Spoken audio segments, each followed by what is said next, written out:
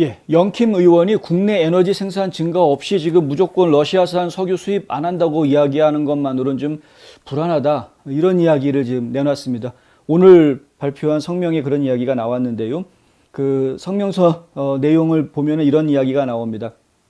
오늘 발표 전까지 미국은 매일 러시아로부터 50만 배럴 이상의 석유를 사들였다.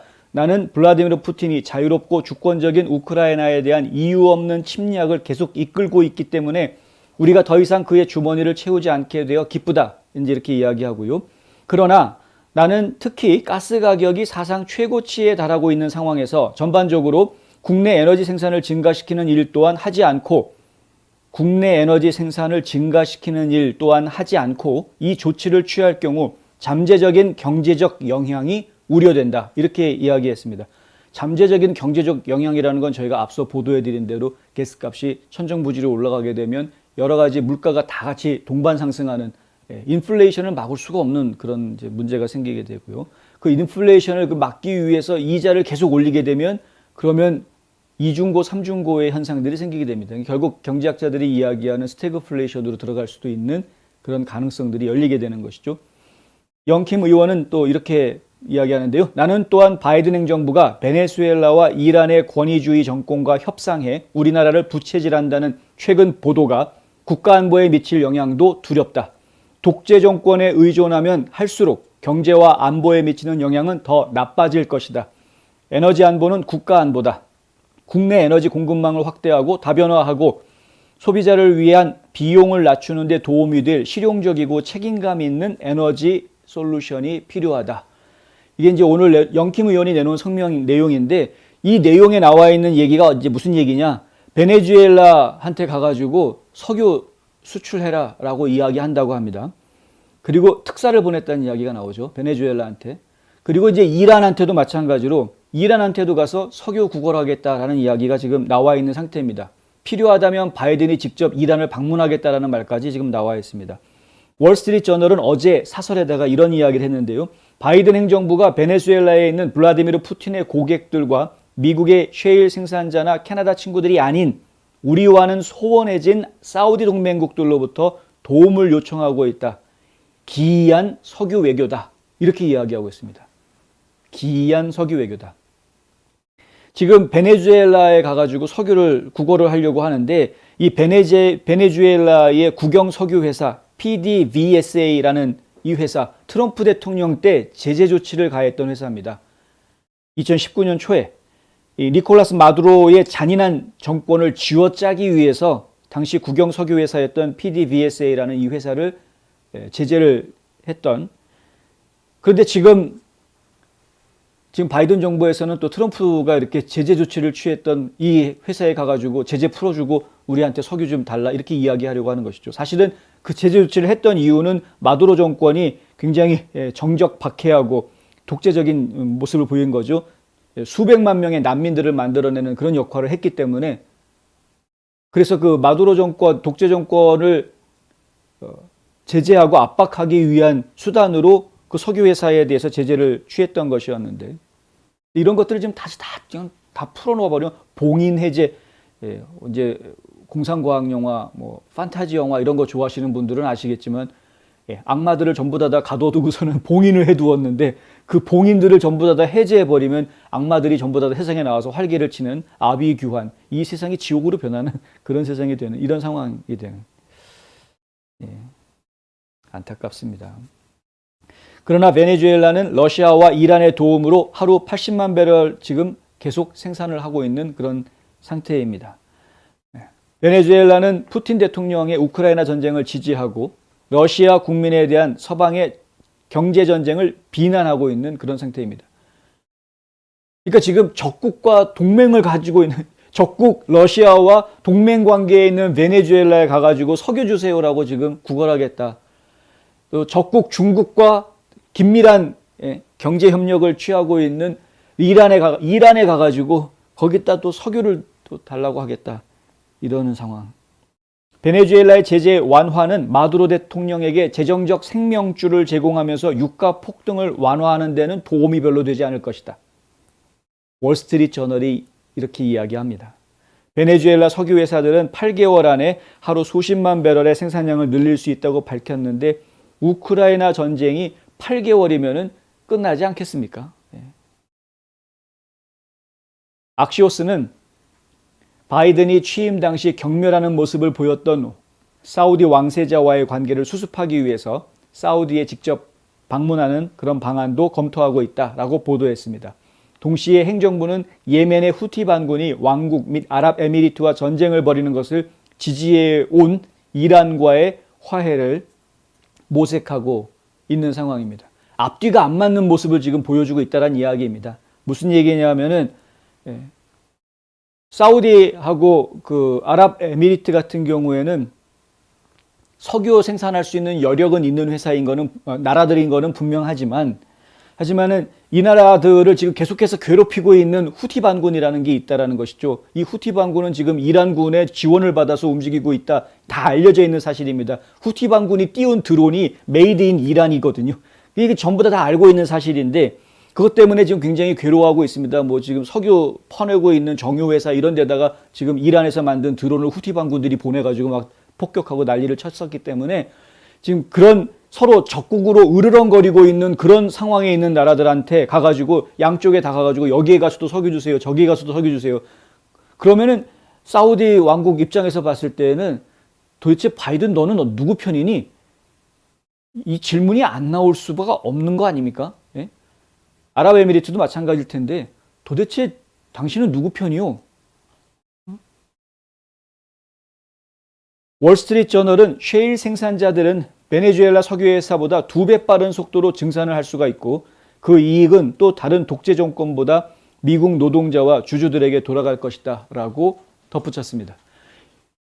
만약에 셰일가스를 우리 미국 땅에 있는 셰일가스 퍼내게 해준다 그러면 베네수엘라에 가가지고 석유 더 우리한테 더 퍼가지고 우리한테 석유 팔아라 라고 이야기하는 것보다 2배로 빠른 속도로 석유를 확보할 수 있을 것이다. 그리고 해외에다가 돈을 갖다 주는 게 아니라 국내에 있는 국내 국민들한테 일자리 만들어주고 오히려 국내에 그 돈을 풀게 되는 것이니까 그리고 국내 일자리가 생겨가지고 그들이 또 일을 하게 되면 또 그들이 또 세금을 내게 될 것이고 그러니까 우리 안에서 다 해결할 수 있는 문제를 왜 굳이 밖에다가 자꾸 돈 퍼줘가면서 쓸데없는 짓을 하려고 하느냐 이게 이제 월스트리트 저널의 지적입니다. 그리고 트럼프 대통령이 또 지적한 것이 있어서 저희가 소개를 해드리려고 하는데요. 트럼프 대통령 같은 경우에도 이 문제에 대해서 좀 신랄하게 비판을 하고 나옵니다. 그러니까 유럽 국가들에 대한 이야기를 하는데 유럽 국가들이 결국은 안 따라올 거다. 바이든이 아무리 석유 중단 금지한다고 하더라도 이 오늘 나온 성명인데 이 오늘 나온 이 성명서 내용이요. 바이든이 발표한 뒤에 나온 것이라고 합니다. 이 바이든이 오늘 이제 러시아 석유 수입 안 하겠다라고 발표한 뒤에 나온 이 트럼프 대통령의 성명 내용을 보면은 이런 식으로 이제 이야기하고 있는 것이죠. 유럽은 지금 안 따라올 거다. 미국이 하는 거를. 러시아 석유 보이콧하는 것, 가스 보이콧하는 것을 지금 유럽에서는 따라오지 않을 것이다. 이제 이렇게 이야기하는 겁니다. 유럽 대부분이 러시아 석유 및 가스 보이콧에 미국과 함께하지 않을 것이다. 늘 그랬듯이 미국은 우리가 그들을 방어하는 것으로 유럽에 의해 이용당하고 홀로 남겨질 것이다. 반면 우리는 가짜 뉴스에서 조 바이든 하에서 러시아와 싸우기 위해 어떻게 모든 사람들이 뭉쳤는지를 읽는다. 무슨 얘기입니까? 미국은 이용만 당할 거다라는 이야기를 하는 거죠. 미국은 그러니까 유럽을 지켜주는 호구 역할 계속 할 거다. 결국에는 미국에서 보내준 돈 가지고 나토 군들이 움직이고 있는 것 아닙니까? 근데 미국은 결국 유럽한테 이용만 당하고 그리고 국제사회에서는 외면당하게 될 것이다. 이용만 당하고 내팽개쳐짐을 당하는 것이 미국의 신세가 될 것이다라는 이야기 있고요. 그리고 가짜 뉴스 언론들은 계속해서 바이든의 행정부가 어떻게 국제사회를 규합했는지 러시아를 대항하기 위한 국제사회가 어떻게 똘똘 뭉쳤는지 이것에 대한 보도만 계속 연일 써댈 것이다. 이런 이야기입니다. 러시아가 우크라이나를 공격한 것을 잘했다 칭찬할 만한 사람은 없을 거라고 저희는 생각을 하는데 일단은 전쟁을 일으킨 사람들은 무조건 전범으로서의 책임이 있는 것은 분명한 사실입니다. 그 책임을 나중에 이제 다 한다면 모르겠습니다만은 어쨌든 전범으로서의 책임은 반드시 있게 되는 것이다. 제가 이제 이 상황들에 대해서 좀 이따가 또 다른 이야기를 통해서 설명을 드리겠습니다만은 러시아 같은 경우에는 지금 주장하고 있는 바들이 지금 전혀 다르거든요. 그러니까 지금 우리가 서방 세계 언론들이 이야기하고 있는 내용과 러시아 언론들이 이야기하고 있는 내용에는 굉장히 큰 차이가 있습니다. 러시아 언론들 뭐 전쟁 상황이기 때문에 이렇습니다. 전쟁 상황이기 때문에 러시아 언론들은 철저하게 러시아 입장에서 이야기합니다. 그리고 전쟁 상황이기 때문에 우크라이나를 둘러싸고 지원하려고 하는 세력들, 이 서방 세계들은 계속해서 우크라이나를 중심으로 해서 그들의 목소리에 집중하려고 합니다. 여러 가지 얘기들을 할 수가 있는데 몇 가지만 먼저 간단하게 말씀드리면 우리 서방 세계에서는 지금 영킴 의원이 얘기한 것처럼 이유 없는 전쟁을 벌였다라고 지금 이제 공격하고 있습니다. 러시아가 이유 없는 전쟁을 벌였다. 그런데 푸틴은 그렇게 이야기하지 않습니다. 푸틴은 분명하게 몇 가지 이유들을 이야기를 합니다. 그 중에 하나가 뭐냐면은 비핵화입니다. 비핵화. 우크라이나가 지금 핵무기를 개발하고 있다. 이거 사실 우리 서방 세계에는 잘 안 알려져 있는 이야기죠. 우크라이나가 핵무기를 개발하고 있기 때문에 핵무기가 완성되기 전에 그것을 막아야 한다. 아니 그러면 협상을 했으면 되는데 왜 전쟁을 일으킵니까? 저는 이제 그게 궁금한 거죠. 사람들은 그 설명을 하면은 그렇구나라고 이해하는 분들이 계시더라고요. 역시 전쟁을 일으킬 만도 하네 뭐 이런 식으로 이해하시는 분들이 계시더라고요. 예를 들어서 지금 핵 발전소에다가 미사일을 쐈다. 어떻게 핵 발전소에다 미사일을 쏘느냐 미친 거 아니냐라고 서방 세계에서 난리가 나지 않았습니까? 그런데 푸틴은 뭐라고 얘기하느냐 하면 핵 무기를 개발하려고 했기 때문에 그것을 막기 위해서는 어쩔 수 없었다. 과거에도 이런 비슷한 사례가 있었다라는 것이죠. 핵무기를 개발하려고 하는 그런 핵 개발 기지에 직격탄을 쏘는 것이 아니라 주변에 아주 근접한 곳에 미사일을 발사를 하고 무력화시켜가지고 그곳을 점령을 해서 핵 개발을 막았던 그런 사례가 있었던 겁니다. 그러니까 이번에도 지금 그런 식으로 하고 있다. 체르노빌 핵발전소 같은 경우에는 이미 사용하지 않은 지 30, 40년 된 그런 발전소인데 왜 거기를 러시아군이 점령을 하고 있겠느냐? 거기 왜 점령하려고 들어갔겠느냐? 거기에 사실은 겉으로는 쓰지 않는 발전소인 것처럼 돼 있으나 그 안에서 뭔가 있었다라는 이야기를 지금 하는 겁니다. 러시아 쪽에서는. 러시아 측의 주장입니다. 그러니까 결국에는 핵 무기를 만들지 못하게 하기 위해서 이 전쟁을 벌였다. 두 번째 이유가 생화학 무기를 이야기를 합니다. 생화학 무기 개발할 수 있는 연구소들을 미국 군대에서, 미 국방부에서 지금 키예프하고 오데사하고 두 군데다가 그런 시설을 지었다. 이렇게 발표가, 저희가 보도를 해드렸었죠. 키예프하고 오데사 두 군데가 지목이 딱 됐습니다만은 러시아와 중국 국경 주변 지역을 통해서 이러한 시설들을 계속 짓고 있다. 미국이 이런 주장을 합니다. 그러니까 대량 살상 무기를 막기 위해서 그러한 무기가 개발되는 것을 막기 위해서 러시아가 나섰다. 아니 옛날에 미국도 이라크에서 대량 살상 무기 만들고 있다라고 그러면서 이라크 전쟁 벌이지 않았느냐? 왜 미국은 되고 우리는 안 되냐? 이런 주장을 하고 있는 겁니다. 뭐 다른 것들은 이제 좀 복잡한 이야기이기 때문에 제가 차치해 두고요. 이제 뭐 민족주의가 어떻고 뭐 역사가 어떻고 이런 이야기들은 복잡한 이야기이기 때문에. 근데 뭐 사실 과거 역사를 갖다가 현재 상황에다가 갖다 바로 연결시켜 가지고 과거에 뭐 키예프가 러시아 제정 러시아의 수도였었으니까 옛날에 러시아 땅이었다 뭐 이런 식으로 얘기하는 거는 이거는 이제 그건 저는 논쟁거리가 안 된다고 생각을 하기 때문에 그런 식으로 이야기하면 지금 뭐 만주도 한국 땅이어야 되는 거고 대마도도 한국 땅이어야 되는 뭐 이런 식으로 돼야 되는 거 아닙니까? 근데 그런 식으로 이야기하면 곤란하니까 그런 얘기는 이제 뒤로 제쳐놓고 일단은 전쟁을 일으킬 수 있는 명분을 놓고 이야기할 때 이제 그런 부분들 핵무기 개발 문제라든가 대량 학살 무기를 개발할 수 있는 이런 문제들을 방지하기 위해서 전쟁을 일으켰다. 그런데 저희는 이제 얼마든지 반발할 수 있는 부분이 있는 거죠. 그러니까 그런 이유라면은 협상을 먼저 시작했어야 되는 것인데, 그리고 국제사회에서 그것을 공론화하는 것이 절차였어야 하는 것이죠.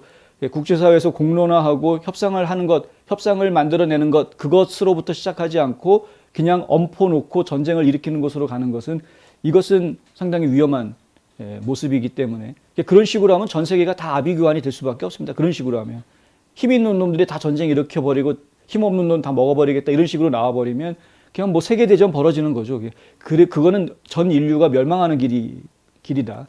그래서 결국은 그 논리는 맞지 않다라고 보는 겁니다. 그 논리로 가서는 안 된다. 근데 우리가 이라크 전쟁했던 걸 가만히 되짚어 보면은 명분을 그렇게 내세웠으나 실제로 가가지고 발견한 게 아무것도 없었죠. 정말 있을 거라고 생각하고 미군이 갔겠습니까? 저는 그렇게 생각 안 합니다. 많은 사람들이 그 당시에 뭐라고 얘기했느냐? 이라크 전쟁은 에너지 전쟁이다라고 이야기를 했었습니다. 결국에는 지금 러시아도 우크라이나를 침공하고 있는 것이 결국은 본인들이 가지고 있는 에너지원의 가치를 높이고 영향력을 높이기 위한 에너지 전쟁이다라고 밖에는 볼 수가 없는 것이죠.